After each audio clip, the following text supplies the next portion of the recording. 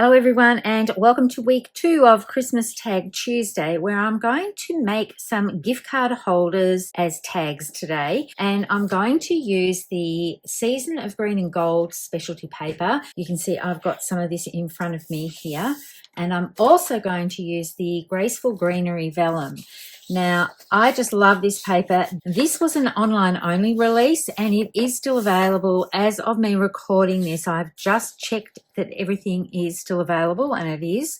I absolutely love the vellum. This one in particular, this textured one, you can see I haven't used a lot of it. I have plans for using some of this for my recent Vancouver and Alaska trip. I know that I want to use this paper on the Yukon train ride that we went on because that's going to fit perfectly. So I have sort of been tucking this away and hoarding it and not getting it out to use it in my normal scrapbooking and card making, but I couldn't resist making some little gift card holders with this particular vellum. So I have used some offcuts from some previous scrapbooking pages that I've done, and I'll just spread this paper out so that you can see it. It's so pretty. It's got gold foil treated papers, and that's what makes it a specialty paper, and Stampin' Up! Do this so well. So even if you don't want to use this side with all the gold foil, you could still cut out these pieces and not use this as a whole piece of paper. But then it's got a gorgeous gingham on the back of it. And a lot of the other patterns have a beautiful gold foil treatment all over the paper, and then it's got a beautiful textured green on the other side. But the one that I am using today, I have picked out some offcuts I had left over from a scrapbook layout. So I had a very weirdly cut piece of this, which you can see in front of me here. I've already done some die cutting in preparation. I have die cut some pieces from this because there is a die set that matches not only the stamps but the paper. So this is the stamp set. I'm not using the stamp set at all, but I have used the dies, and I'll just demonstrate. This one fits onto the heart-shaped leaves here. This one fits onto these leaves here, and this one will cut out the sprigs here. So they work beautifully, but it also works for this. Now, I know I'm digressing because I should be getting straight into the tags, but I want to show you how I've cut these pieces out. So this will also work on the vellum, I believe. It's hard to see because I've got a pattern paper underneath it. Or maybe if I turn it over to the right side, there we go. So these exact same dies will fit onto this sheet of vellum here. I'll get one that's not so close so you can see that works with this. So they're totally versatile. And then if we look at this other piece of vellum, this die here, and once again I have to turn it over to the right way. You can see more of the white is here. So that will fit this one as well. So you can die cut all of these elements out, but you can also use, if you have the stamp set, you can also stamp and die cut out some pieces as well. So it is very flexible. I love that Stampin' Up! Do this with a lot of their paper collections and their matching stamp sets. But as I said, I've only concentrated on the little piece of this that I had left over. I'm going to make 2 with you on camera, and I've got another couple just off to the side that I've already done a bit of a test run with. So let me put this away. And after cutting this sheet of vellum, and you really only need a piece that is about 4 1/8 inch wide to cut one of these pockets that I'm going to make. Now I'm going to give you some alternatives if you don't have this set. And this is one that I think has been around for a while. I don't think it's in an actual catalogue, but Katie Donaldson-Taylor used this on our 31 days of Christmas card events in October, and I knew I just had to have it for my Tag Tuesday series. It's the mini pocket envelope dies, and they will fold up to create a little pocket, which I can then make into a tag. And you can use other items that you have in your stash. Any tag that is an appropriate size for a gift tag will work. So you could use this large tag here to create a little pocket to slide a gift card into. You would just have to adhere it around 3 of the sides so it would hold it inside. So this one is Greetings of the Season dies. Another Stampin' Up! One that you could use, and I have used this one in the 31 days of Christmas cards event. This is Pocket Thoughts dies. So this will actually cut a little notch here, and then you fold it back on the score lines, and a gift card will slide in here, and then you could create your own back to it and adhere that together to hold it as one piece. So there are options if you haven't got this actual set, but I love the versatility of this. There are 10 dies in this set, and it makes the cutest little bow. So I'm going to bring those in as well and give you some tips on how to make some bows, especially with the gold foil paper. These dies are all currently available. If you have a set from Close to My Heart that had a whole heap of tags in there, and you will know which one I mean, I used it quite a lot last year and the previous year, you could create pockets out of those to make some pocket tag gift card holders. But this one I loved because it's nice and compact. It's got a gorgeous little scallop edge on the edge of it that creates a gorgeous detail, and then some of the dies here also have detail on them. So this rectangle here will cut out a little scalloped edge, and that mimics the edge of this gift tag holder that I'm going to make today. And you can see I've got a few other things here. This is what I mean about the bow. It's absolutely gorgeous. It's such a delicate little one. It's not too hard to put together, but I'm going to show you a couple of tips on how you can create a bow like this when you're using paper that has a different pattern on the back. It's okay with the vellum here. You could wrap it around and it works really well. But when you're using something like gold foil, it's only gold on one side, white on the other. And where's the little piece for this one? I'm messing up my little piles here. So this one here, if I wrap that one around, I'm going to get a different ribbon coming out from the bottom of the bow. So I'm going to show you a couple of tricks on how to fix that. And that can apply to a lot of bow elements that are constructed like this. So let's get into making this. This has just been die cut. There are score lines. What I suggest you do is fold everything in like this, and then go along with your bone folder. I'm going to use the reverse side for the tag that I'm making on camera for you today, because I've already created one with this side, and it might be a little bit easier to see how things come together here. So I've folded everything over. It's just a case of adhering this, and you can use the Tombow Mono liquid glue if you like to do this. You can use the red line tape. I like using the Belly Art glue because I can just get a really fine little line here, and it doesn't stick to my fingers. So where I've gone over the edge here, I can just move that in a little bit so that it doesn't move onto the inside area, so that my gift card's going to be able to move in and out easily. So I'm just simply going to fold this over and press this down. Just going to make sure that it's all nicely lined up.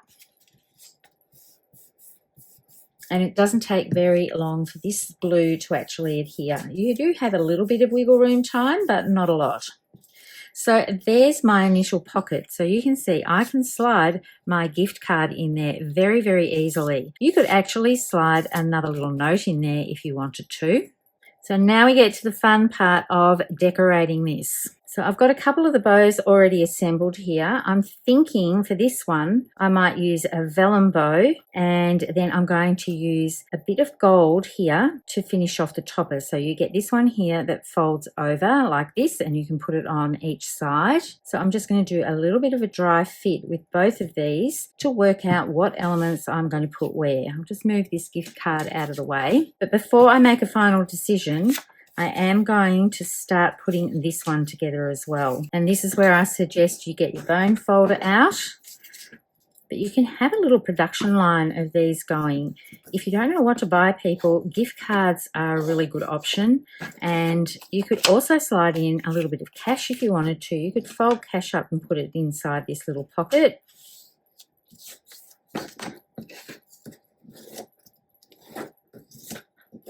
So I'm just making sure that's all nicely burnished, and I'm going to do exactly the same thing and just run a little bit of glue along this vellum. Now adhesive doesn't actually show through with this vellum because it's quite thick and it does have a pattern on it. So it's a little bit more forgiving than some of the thinner vellums, and because it's got this little textured treatment to it, you won't actually see the glue coming through. And I think that makes a gorgeous little pocket. I'm going to show you a tip with how to assemble these bows, but I'm just going to use this to do my placements. I'm thinking I might mimic the one that I've already done and place some of this greenery in here. and I can finish that off with a bow. So that looks quite cute just like it is. And then I might also do the tag topper with the gold foil as well. Now this one looks a little bit messy, so I'm going to show you a trick for fixing that. Now for this one, I have some other leaves and sprigs here. So what I'm thinking of doing with this one is just putting some gold leaves behind here and having those come out from behind the bow. It is a small area, but it will take a large cluster like this, and you can have them hanging off the sides, but you can contain a small delicate little piece in there as well. So I'm thinking that's the way I'm going to construct that one. For this, you can see I've done this one with glue and it's smeared onto the gold foil. So my suggestion or my tip for doing these would be to use glue dots for the assembly. Now I've already gone ahead and I've brought this bow together, so I'm going to show you how that works and a little tip on how to give it nice rounded edges. So I've just got a pencil here. I'm going to fold this back on itself.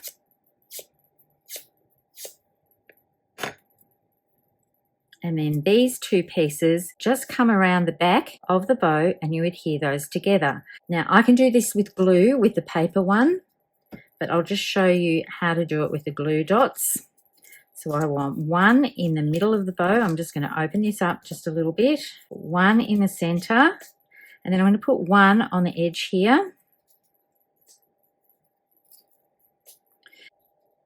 And then this comes around to the middle, and my glue dot's on this side, so I can bring this one around to the middle. Now, if you use liquid glue, what I suggest you do is get a pair of self-closing tweezers so that you can hold that together while you're preparing the next piece. So I've already done that for this one. You can see that's the back side, this is the front side. So what I'm going to do is now show you how this works. Now, normally you would put this on here and you would wrap this around. So I would go around to the back a little bit and then come around this way, but you can see that my tails are now white and I want them to be gold. So what I'm going to do is actually adhere this piece on, and then I'm going to trim a little bit away and I'm going to attach another piece here. So I'm going to put a glue dot on the back, and I'm going to put a glue dot on the front of my bow in the middle, so right in the middle. I'm going to trim this away so that I can wrap this around. Now I've left myself a little piece left over here. I'm going to start from here so that I can have the folded look coming around the back. So it looks like it's wrapping all the way around, and I need to put another glue dot on here, I think. I'm just going to get one off with my tool here and put it down closer to the edge of my bow so that that has something to hold on to. And I probably didn't need to trim that off quite so much. So I'm just squeezing this together, and then I'm going to put a glue dot onto this little piece here. I do like the Stampin' Up! Glue dots. They're a little bit easier to find because they get a bit lost on this ribbon here, but I have these to hand, so I'm just using these up. Most of the glue dots that I've got are left over from kits that Stampin' Up! Do, and they come with the glue dots in them. So you can see that will hold together, and then I can attach my tail at the back. Because I've trimmed this one down, it's a little bit of a shorter bow, which is perfectly fine. I'm just going to put that down there. You can see that looks quite cute. But if I want a longer tail to my bow, I can trim this bit off and I can put a glue dot on top of this. I'm just doing this so that I can see how much I want to trim, and that will extend the length of the bow. So all I've done is cut two of the tails, and then I can decide which one I'm going to use. Now what I have to bear in mind is that this one is going to go down near the base here. So I really don't want a long tail with this. So I'm going to use the smaller one that I trimmed off from the original cut. Let me wind this back up. I'm just going to feel where these glue dots are. I'm going to put a glue dot on the front of this, and I might stack it up with another one. So I'm just going to put another glue dot there, and then I'm going to press that down, Now, what you want to remember is if you've got fingernails, don't dig it into the gold foil like I have here, because that is going to dent it. But that is going to sit quite nicely at the base of this cluster of leaves here. And this one here, I'm thinking I might bring in some of the little vellum ones just to add another soft little piece behind these gold ones, just to dress it up a little bit more. I really like how that looks. I did cut some of these little tags to hang off here, but I've decided I'm not going to use those. And then I've still got this one here that I can show you the other way that you could do this if you didn't want to cut a piece apart. So I'm going to wrap this whole one around and show you another little trick of how you can get this to work. So I'm just going to put some glue on this side and some glue on the other side here. So this is my front. I'm going to put that around the back here. I'm going to hold that there, or I can get my tweezers and hold that down, and you can see that's coming down from the front of the bow. So that is not the look that we're going for here. But what I'm going to do is crease this back up again. So I'm just going to put some glue on this side and in here as well. And I'm going to do a little fold just like this. So this will fold back and will give that dressed up look nicely here, and it looks like it's coming from the back, but I want to secure it as well. So now that I've done that little fold, so basically I went back around and then folded this back down again. So I'm just going to put some glue on here and fold this back down, and then I'm going to hold everything together with my self-closing tweezers to give it time for the glue to adhere to here. So I could swap out this vellum one for this one. I'm not sure. Which one do you like the best? So that's how you get a nice finished look with this bow if you're using something other than cardstock, which is double-sided. If you're using a specialty paper like gold foil and you want the gold to be on the tail of here, which is the best look that you can have for this, then you can just trim that piece off so that you can attach it down by itself, or you can do what I've done with this one. You can see that's the other side of this printed paper. I wanted a matching piece here, so I just folded it back on itself. So now I can decide whether I want that bow there or if I want this bow here. And I actually prefer this one because you can see a bit of the designer series pattern paper coming through here. So I'm going to start adhering everything down. I'm just going to use my glue, and I also need to punch a little hole when I adhere this. So I'll do that part on camera for you, and I'll bring in the other two that I've created. So I'm going to bring in some gold twisted thread to finish this off, and also the wild wheat rustic striped ribbon. I really love this one. It gives a gorgeous gold sort of sheen, so it's perfect for Christmas time. Now I've attached the tag topper to this one, and obviously I'm going to need to punch a little hole into this, but I wanted to bring this up to show you that I really love adding the softness of the vellum. Now this little sprig is directly from here. It's not in the golden greenery set, so basically you have everything you need to make these little pockets without bringing in anything else, but it's always fun to use things that we have. Now I've left this set up. I actually adhered this one off camera, but what I do is use a grid mat. So you can use your glass mat. I've got an old close to my heart Versa mat that I use all the time. I find the center line and I just work out where to attach the center of this to, and so I've adhered that one down. So I just need to do the top bit.